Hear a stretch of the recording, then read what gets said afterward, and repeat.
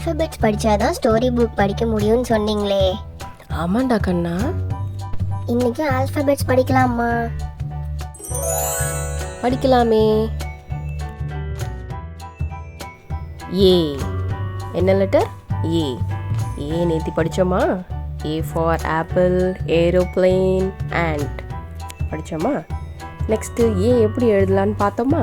மேலிருந்து இப்படி கீழே வரணும், திரும்ப மேலிருந்து இப்படி கீழே வரணும், நடுவில் ஒரு கோடு போடணும்.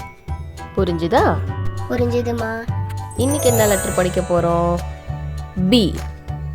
என்ன லெட்டர்? பி. சொல்லுங்க. B. B for balloon. B for balloon. Balloon பிடிக்குமா? பிடிக்குமா. ரொம்ப கலர்ஃபுல்லா இருக்கும்.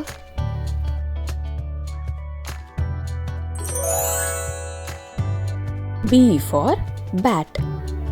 B for bat. பேட் வச்சு எப்படி விளையாடுறாங்க பாரு.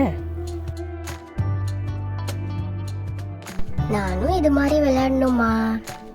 விளையாடலாமே. B for ball. B for ball. இந்த பால்ஸ்லாம் பாரு எவ்வளோ கலர்ஃபுல்லாக இருக்கு. அந்த குழந்தை எப்படி ஹாப்பியாக விளையாடுது பாரு. நானும் பால் விளையாட போறேன்.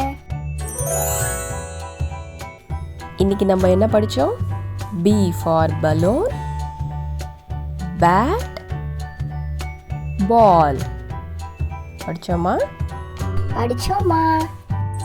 இப்போ B எப்படி எழுதலான்னு பார்க்கலாமா?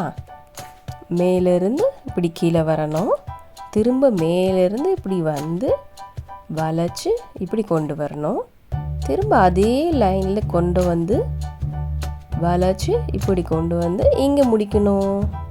இப்போ புரிஞ்சுதா? திரும்ப எழுதலாமா? மேலிருந்து இப்படி கீழே வரணும், திரும்ப மேலிருந்து இப்படி வந்து லைட்டாக இப்படி வளைச்சு இப்படி கொண்டு வரணும், திரும்ப அதே லைனில் இப்படி வந்து வளைச்சு இப்படி கீழே கொண்டு வந்து இப்படி முடிக்கணும்.